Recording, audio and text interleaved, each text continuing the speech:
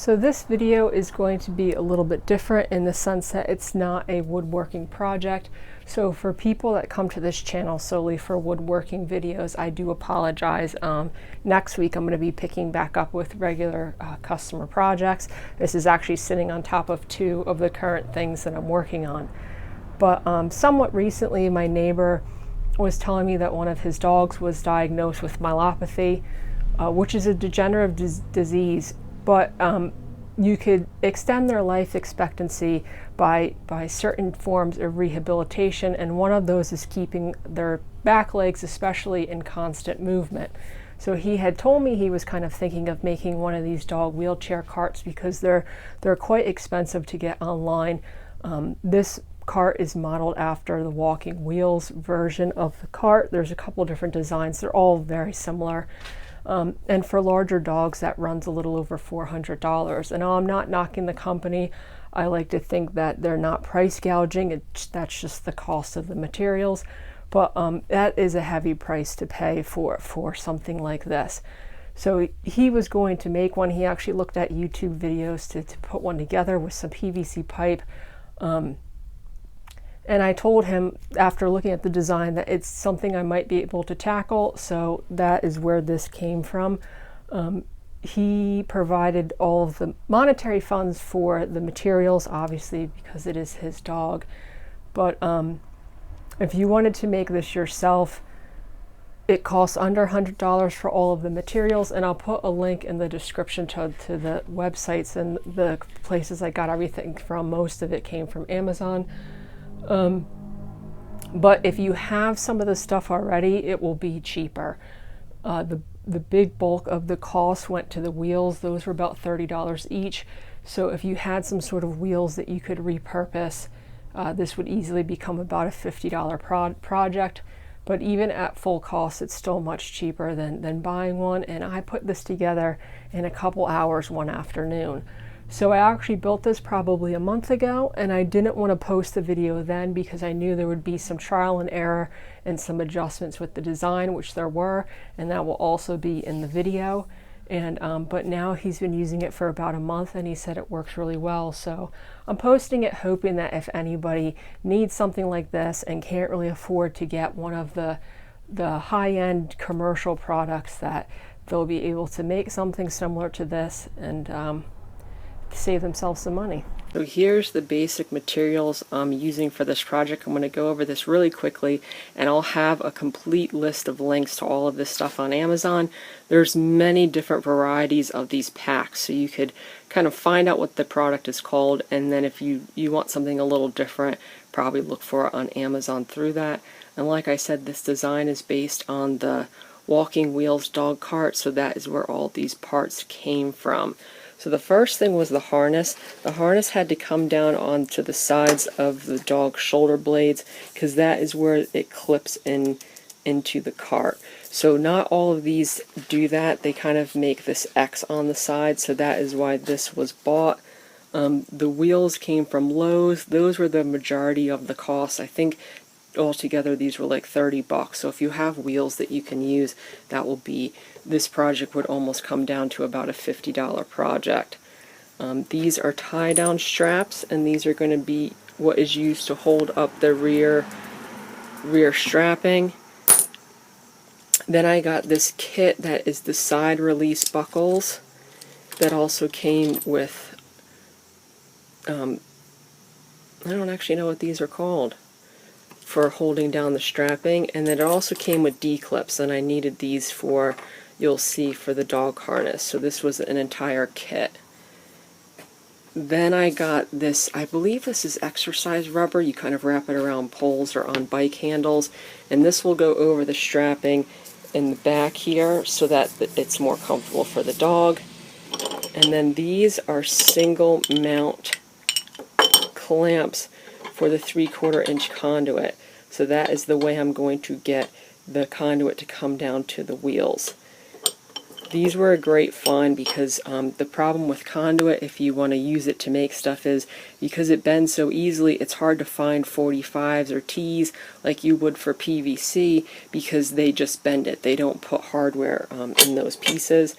and then obviously 3/4 inch conduit, and I already bent this. This used to be a single piece, and I'll use the leftover. These come in, I got a 10-foot section, so this will come down for the wheels. So I'm bending my conduit with a conduit bender. If you do not have access to a conduit bender like I do, I was able to borrow this. You don't have to buy one. The same company that makes the single socket tees, I believe, also sells 90-degree connectors for conduit, and you could just cut 3 straight pieces and attach them that way. It's actually probably a little bit easier, but I wanted this to be one continuous piece. The first bend was really easy. The second bend, as you can see, I'm having a little bit of difficult with because I had no leverage because I already had that one bend, and I didn't have a vise I could put this in, but I was finally able to get that bend. Now, my measurements are based off of the dog I'm working off of.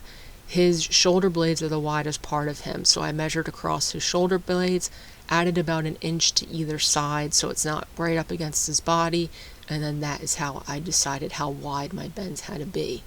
The next thing I started to do was tackle the harness, and I'm adding a D-clip to 2 ends of the harness, and that's how it will attach to the wheelchair. So I just cut a couple of the threads. I'm going straight through. I'm not going into the harness so that I could attach the D-clip to the end of the strapping.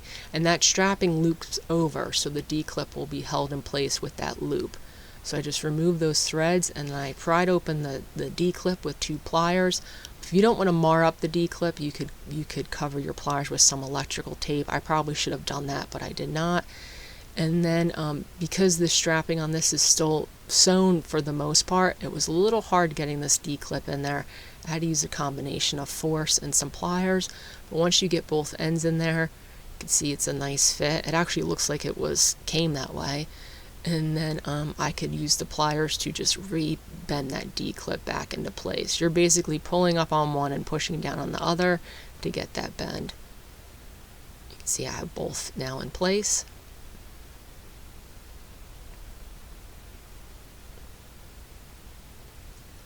And then I'm adding a loop of strapping. The strapping material, like I said, came with that kit.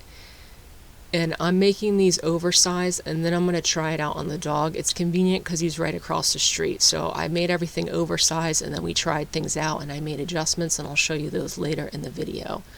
So to attach this to the cart, it's a loop, and then another loop with the male end of the clip attached to the end of it. So that second loop, the first loop will actually slide onto the cart, and the second loop is what's going to clip the dog into the cart. So once again, I made these oversized. You want to make sure that the male ends of the clip are facing backwards off of the harness. So these were the grommets that actually came with the rubber material that fit in the ends perfectly, but I ended up losing one of these somewhere in my shop, and I had to buy new grommets. Well, you'll see what I used to finish that off. So I mocked up the wheel on a straight edge table I was working on at the time to get the measurements for the 3/4 inch conduit that's going to come down. So the dog is about 16 inches tall, 17 inches tall, so I want this to sit about 16 inches off the ground. So this is the piece I cut, and I want there to be a little bit of excess so I could drill multiple holes. So you can see with the wheel in place, I'm about 16 inches tall, but I'm going through the center of the hub, so that was about 9 inches. So it was easy to just mock this all up to get the measurements right. And then once I had that, I could drill the hole in here. This is going to be a 1/2 inch material that goes through here. So I'm going to step up the drill bits in order to get that hole. I don't have a great setup for drilling with metal or anything on my table. You could see the chips are getting caught in the blade. I don't do a ton of metal work, so the holes turned out workable, but not perfect by any means. And then I measured up on either side and drilled new holes. I just didn't film it. The hardware I used was kind of a hodgepodge of stuff I had around my shop. It was basically mostly 5/16 material that was long enough to fit through this conduit. And then I had a series of holes to drill. These 2 holes in the back will eventually be, if the dog gets to the point where he can't walk at all, you could actually add straps to these clips and hang his lower legs off of the cart. The dog doesn't need these yet, but I added them just in case he ever does. And those I just did by hand. If you don't have a drill press, you could drill all these by hand. They won't be perfect, but honestly they didn't come out perfect on my drill press either. And then it's just a washer and a bolt, and that's what will hold those clips in place in the back there. So then for the sides, I had to drill 2 more holes on either side for the straps, the clips that will hold the straps that go underneath his legs. I was able to get one on the drill press, the other one I couldn't get, so I drilled that by hand. And basically the vertical going down goes pretty much where his hind legs are, and then those 2 holes on the side where the straps are in the back of his leg and in the front of his leg. So that's how I got those measurements. They're fairly close together, but I got those measurements off of the dog.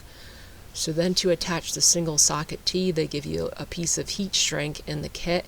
You attach it to the top of that pipe, and then you can just tighten the single socket T. The one thing I didn't love about these is no matter how hard I tightened them, there was still a little bit of play in them. I believe you can find these online, not from this company, but I believe I remember seeing these online where there is actually a screw that would go through the top part of the single socket T into the conduit, and that would probably prevent it moving completely. With the dog I'm making this for, I'm not worried about it, but if you have a bigger dog like a German Shepherd or something like that, you might want to consider it, just because the wheels do move around just a little bit. So then through the holes I'm adding 1/2-inch threaded rod. I had this on hand. I ended up switching this out to a 1/2-inch bolt, which I don't think you see, which worked a little bit better because then I didn't have to add hardware on either side of the material. But to lock it in place, I'm using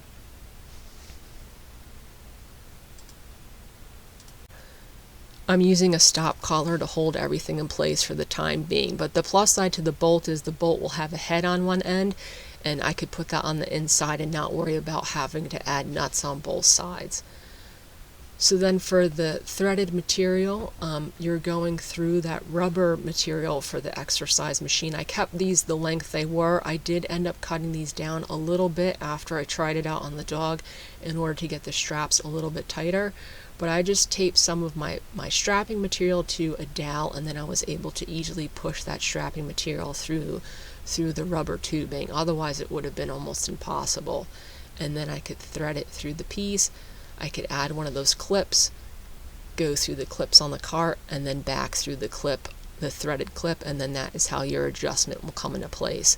So you go through the clip, then through the clip on the cart, flip it around and back through the clip on the strap, and then that is how it holds in place nicely. But that is also how you can make adjustments, because I left these pretty long. I left everything oversized so that I could fine tune it. Obviously undersized wouldn't work. You would have had to completely recut everything. You can see how I could tighten that now. So it's tight against the cart. And then for the middle piece, they are connected on the walking wheels cart, so I just used some tape in the middle. I ended up switching that out with some Velcro later on in the video, which worked a little bit better. Velcro was another one of those things I had on hand. I really use what you have on hand, otherwise this could become pretty expensive. So for the strapping, I originally wanted to sew it, but the strapping was thick enough that with my machine I actually broke a needle, and the thread was balling up, so I switched to epoxy. The epoxy held everything really well. As you can see, I'm epoxying those loops in. Now I did this before I made adjustments, so I'll go back and clip these off and make them a little bit smaller later in the video, but for testing purposes it worked really well. So then attaching the female ends of the clip to the cart, I was kind of on the fence about how I was going to do it, but these clips that come in a set of 8, I only used 6. So what I did was I kind of took one of the clips off of the straps and then added it to the female part of the clip from another kit, and then I had a bolt hole, and that's how I could attach them. You could see I have them just kind of taped on that cart because I didn't know how I was going to do it. So now I could just drill a hole and attach it that way, and that was great. That's a nice solid connection that I don't have to worry about. And once again, I did this by hand. It's not super important if these holes are perfect 90 degrees at all. So if you only have a drill, it will work just fine. What I didn't show in the video is I left those ends of the conduit long and then cut them down once he was fitted into the cart. And I just use a pipe cutter for that. If you don't have a pipe cutter, you can use a hacksaw. So you'll notice that the ends of the cart get shorter after this. So then at this point, Duncan, the dog's name, he had tried out the cart and the straps were a little bit loose and a little bit long. So what I did was I flipped them upside down so the clip actually goes over the top of the conduit, and that made it more structural and it made it so the straps could be a little bit shorter. I also removed some of the rubber in order to tighten up the straps and then added some Velcro, and then that worked really well. So that was the first change, was changing those straps so they go over the top of the conduit instead of hanging loose on the underside. You can see I'm rethreading this through that strapping material. And then at this point, I kind of knew how long it was, so I would cut all this, and I don't think I filmed it, but after I cut it, I burned the ends of the strapping material with a match so that it can't fray. It's kind of like rope. If you don't do that, it will slowly come loose on you. Here's the bolts on there, and what I did was I still have the stop collar on there, but then I added a nut as well. And then that black tape I measured it once again off the dog, and that tape showed me how tight everything had to be. So that is the new strap. That's the old one. So these had to be much smaller. So you can see I just cut new ones. The strapping material gives you a ton, so to make life easier, I would just cut those off and added new ones. And then since I couldn't sew them, I did add a rivet through these two parts and then mushroom over the head so the rivet can't come out. I just wanted to kind of have a backup for that epoxy, even though the epoxy was holding really well. That's probably the weakest point of the bit, so having a rivet in there was more assurance. So these are the caps I ended up getting. They were a little bit big because the outer dimension of the conduit is an odd size, so I just added some electrical tape on the ends as a spacer, and then I could slide those caps right in. And then just as a recap, these are all the things I did. I put the D-clip on there, 2 loops of the strapping material with the male clip facing towards the back. On the cart, obviously the wheels went on with the single socket T, a 1/2-inch bolt. I added the clip in the front, the 2 holes in the sides, and then the 2 clips in the back. So once it's all together, it's really quite a simple build. It's basically drilling a couple holes, and if you don't have a pipe bender, you could get the 90-degree connectors, and then it's really a very simple build. The hardest part is getting it to fit to the dog, so hopefully you have access to the dog. Making these commercially, I could see being difficult because you'd have to the sizing would be hard, but since he was right across the street, I could just go take some measurements and test it to him. You could see now how that strap slides onto the end and that clips in place, and you want that clip tight. If that's loose, it rocks around on his body. But that is basically the cart. And then there's Duncan. He didn't love it at first, and I read online it takes him a while to adjust to it. He actually has a very sweet disposition, even though he looks super grumpy in this photo. But you could see with him in it kind of how it's based off of his body to take your own measurements.